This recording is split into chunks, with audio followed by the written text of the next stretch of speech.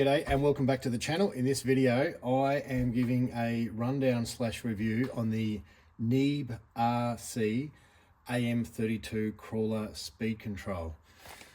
Now I've actually got a couple of these, I've actually got a few of these now. One's fitted into my TRX4 Sport over here. This one is new in packet, so I will pull this out. Now I've got the full combo, so to speak, here.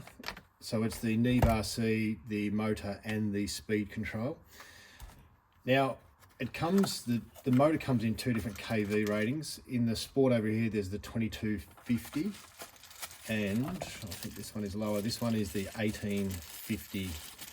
It's an outrunner motor.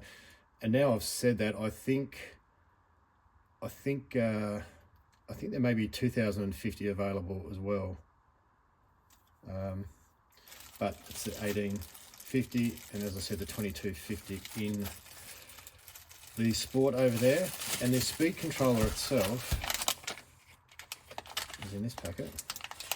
And for anyone who's got a Rhino AM32 ESC or Holmes Hobbies has pretty much an identical looking one, at least. That is the speed controller there. Comes with the XT60 plug, on off switch, which has, if not sure how well that's going to zoom in there, your BEC voltage settings are here under that little yellow tab there, which you pretty much just have to pull off to get to it. So you can set that. What can you set it? You can set it to, I think it comes factory set at 5.2 and you can go 6, I'm pretty sure 7.2 and 8.4, I'm sure. It comes with 4mm female bullets on there. Now it's extremely similar to the Rhino speed control, but it's not the same. I've got a Rhino in my Element Enduro and it's not the same speed control.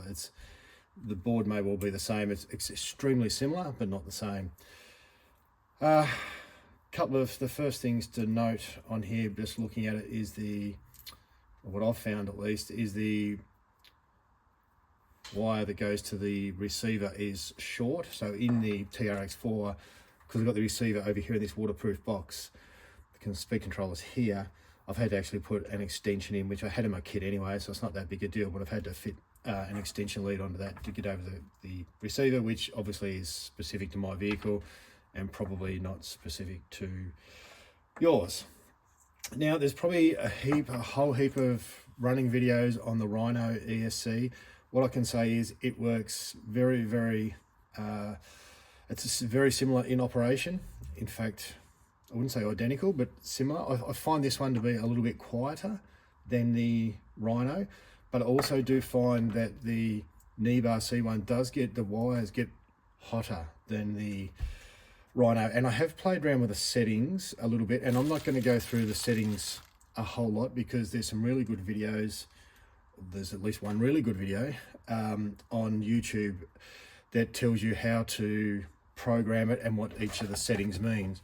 So I am going to get this up here and hopefully that will show. But the software is exactly the same as the Rhino. In fact, I didn't even download, there's a link on the NEEBRC website where I bought it off the Aliexpress page, but I just already had this downloaded for the Rhino and I just used exactly the same thing. The only things I've done is the sign mode power was set at 8. I've actually taken that down to 5, and that's does help a little bit with the heat issues. And I have turned the timing down as well, and I did that to try and stop the heat issues as well. But what I have found is that it only really gets hot when I'm going in that sign mode, so in the really, really slow crawler mode, which I hardly ever go in. It does get hot, the motor wires get hot. The speed control doesn't get hot, the motor doesn't get hot. Well, they're warmish, but the wires here get very warm. Now, the big benefit over the Rhino is the NEEBRC speed controller, and the combo is much, much cheaper. So I bought the Rhino combo, and that's, I'm pretty sure it's an 1850, I think, in the Element Enduro. Now I paid $104 Australian for that, which is a round figure $70 US, and I bought it quite a while ago. They weren't ultra new, but they'd probably been on the market for probably a month or two. I hadn't seen too much about them on YouTube at the time, but I got it for about that 70 US, 104 Australian dollars. And I think now on Aliexpress, they're up around 160 plus. So over $100 US now, which I find really annoying. I get maybe they had a lower price when they entered the market to try and get sales, but it does also look like they kind of just jacked the price up just to be, or basically because they can. And as I said, there's some other variations on the market which look extremely similar.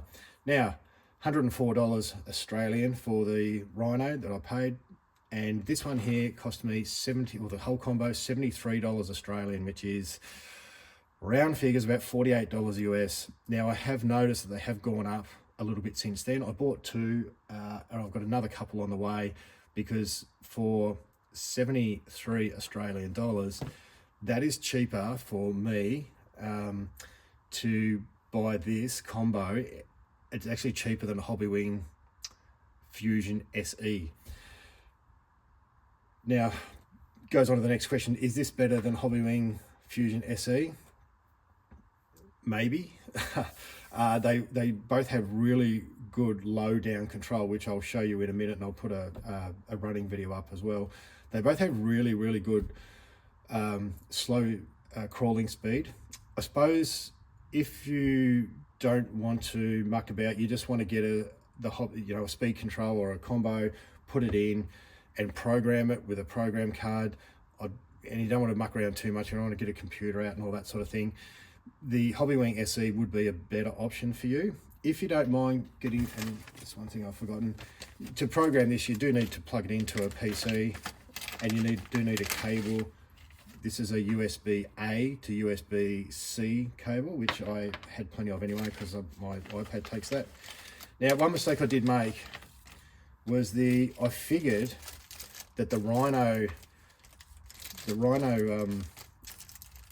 program adapter would work with this, and it was pointed out to me by Edwin that it actually doesn't, and so I had to purchase this as well. And that's the little adapter here, and you simply plug that in to there, plug your USB-C cable into that, plug it into your PC, download the software, and then you can do the programming. So just don't get caught out like I pretty much did. Was that they're not cross compatible, they don't work. So as in the Rhino one doesn't work with the NEEBRC. So once you've got the programming done, and I've got to say, when I did the Rhino, I figured that it was quite confusing. Like, I didn't know what a lot of the settings were. I didn't understand. And then I came to realize that you don't really have to understand.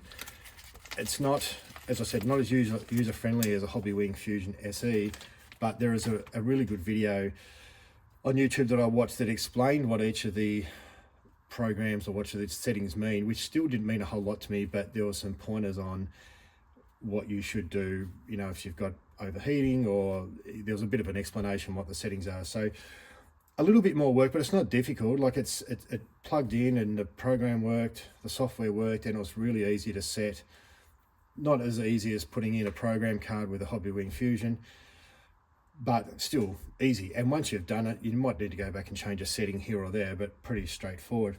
Now, the other benefit of going with this sort of outrunner combo is that, Hobbywing Fusion SE, you've got the 1800 or you've got a 1200. It'd be kind of nice in the Fusion Pros. Like, I would love like a 1450 or a 1500 kV, and I'd also love a 22 or 2300 kV, but you can't. You're limited to those two options. By buying this, and yeah, NEEBRC just have the 1800, 2250, and they may have a 2050 kV, but then you can buy aftermarket or alternative third-party motors, and then you can get the little stubby ones. On Aliexpress's NIMOD make them, and Surpass Hobby I think have them as well. It'll cost you a little bit more to buy the speed control and the motor separately, but not much more, maybe another $10 to do that. And then that way you can have a shorter motor with a lower KV if you want. So you've got a bit more flexibility like that. I really like, I think these are coming, I love these so much. And along with the Hobbywing Fusion SE, I love these so much. I'm pretty much at the point where I just want to get rid of all my 1080s, and I've got a couple of those ISD T70s. It's just for 73 bucks. Like, I pretty much can't buy a Hobbywing 1080 and a half decent motor for 73 bucks. It's, I've probably got a 1080 when they're on special and a cheap motor, but it's not going to operate anywhere near as good as this. So that's really cool. Now, one thing, criticisms is, yeah, it does get a bit hot, but only when it's in the sine mode, so the ultra slow crawl mode. The other thing which is a bit annoying, and I'm sure this wouldn't be that hard to fix by someone who's smarter than me, but it's really hard to mount. You've got this, I don't know what that is. There's something on the circuit board, but it sort of pokes out. So there's no, and that's the heat sink here. There's no, it's difficult to mount. So this one here, I actually put in with shoe goo, and the one in the Rhino one in the Element Enduro is also in with shoe goo, and that one's stayed in, that one's been fine. But this one, I'm gonna give it another go, because now, that said, the TRX4 has taken quite a few tumbles since I've had this speed control on, but it's partially come unstuck. So I'm gonna whack a heap more shoe goo on there. If someone can tell me a better way to do it with a sort of hump on that component on the circuit board, what would be really, really good, and I think that a lot of people would appreciate this, is if they could, the manufacturers of this could put this in a nice little case, and just have the wires sort of poking up, you know, like a typical speed controller, and then you'd have a nice little plastic box, and then you double side tape that and stick that on there. It won't go on with double sided tape because this component here is sort of sticking out. So look, it doesn't affect the way it works. It just doesn't fit in as nicely as I would like. Although having said that, I'm just looking, maybe that would actually work okay with Velcro. I might do that on the next one. I've got another couple on order, so I'm not even sure what rigs I'm going to put them in yet. I haven't quite got that far, but I just love the way that these work so much that yeah, I'm keen to get some more, and especially at that cheap price, it's crazy cheap.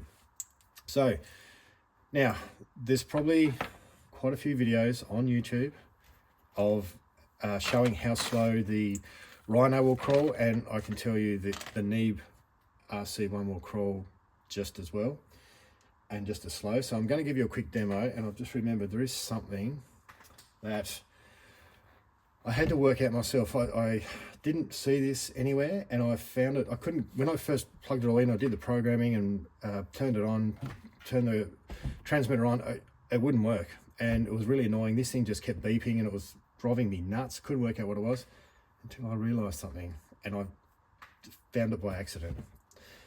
And if this is really common knowledge, I do apologize, and I'm going to sound like a complete dumbass, but that's okay. So we'll turn it on, and we turn that on, we get the green light here, but we've got a red light here, and we get this really annoying beeping. And see, I've got steering, but I have no throttle. Now, what I found, and I don't know why, I need to go in reverse. So if I do this, I'm going to go in reverse and watch this red light turn to green. And it makes that cool noise. Oh. And that's made a fool of me. I don't think I held the reverse in long enough. I'm going to turn that off and turn it back on. Now I could cut that out, but I'm not going to. So I'm getting this annoying beeping over the red light. So I'm going to go in reverse and wait for this light here to go green.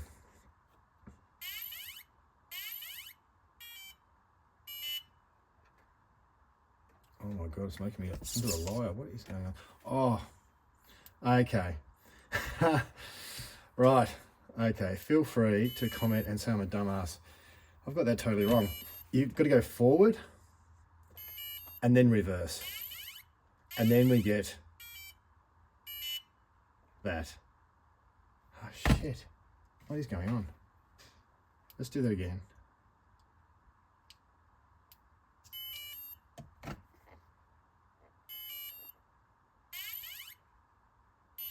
Oh, right, okay. I may cut that out. If I don't, just have a laugh at my expense, because I've used this. I've had this going. I've run like 15 batteries through this thing. I know how this works, and I've just had a mental blank. So get to that point, go in reverse, get the sound, pull it off. There we go, green. That's what you do. You go in reverse once and you hear the beep, and then you let go and you get the green light. And once I've got the green light, we now not only have steering, we also have, I'm going to pull the trigger really, really slowly here. We have that. Now, one thing I'm going to show you, and hopefully I'm just going to check the camera angle. Yes, that will work completely fine. Here's my obstacle, and I'm going to go really slow here. So I'm going to, we still got the right camera angle? Yep. So I'm going to go really slow here. I'm going to put that over there and go as slow as I can. And it's very, very slow. Now what's going to happen here, and great for video, these wires are going to get really hot when I'm going that slow. They're starting to get warm now, getting warmer, and at a point in time very, very soon, I'm not going to be able to hold my fingers on those wire connectors there, and I'm at that point now. It gets really, really hot. Now, it sounds terrible, and you go, that's rubbish, I'm not going to buy one. It's actually a little bit better since I changed the settings. So I changed that sign startup setting, and I lowered the timing, which I'm not sure the timing actually did anything, so I might put that back up. But when you're going at that speed, it gets really hot. Now that's started to cool down already, so it's only when you're in that sign mode. Now realistically, you're not probably, well, I wouldn't be going that slow. So if I'm going to tackle that obstacle, I might be more like this. And if I'm going at that speed, yeah, I'm not getting the hot temperature there like that. So you can see there, it's very, very good low down control. And this is about as far as I'm going to get without mucking up too much. So the bottom line is, it's got amazing low speed control, and I'm really happy with it, and I'm really happy with the price. I've never had a problem with the Hobbywing SE. I've never had a problem with any. I've got about 6 of those, and I haven't had a problem with any of those. But there is the thing, if it does stuff up, then you lose the motor and the speed control together. Like if something here stuffs up, you lose one or the other, hopefully. Yeah, well, it's a big tick for me. I'm going to put a running video on so you can see the drag brake is awesome. And you've got a lot of punch. You do get that squeal. You don't get a whole lot of, I find that you only get a lot of squeal when you punch it, when you're going high speed, and I'll do that. Oops. So you get that squeal, but if you're going sort of normal speed, there's no squeal. That works really well. Big tick for me. Like I said, I've run probably about 15 packs through this thing. I've got the other brand new one, which I haven't used yet, and I've got another couple on the way. So it's a massive tick for me.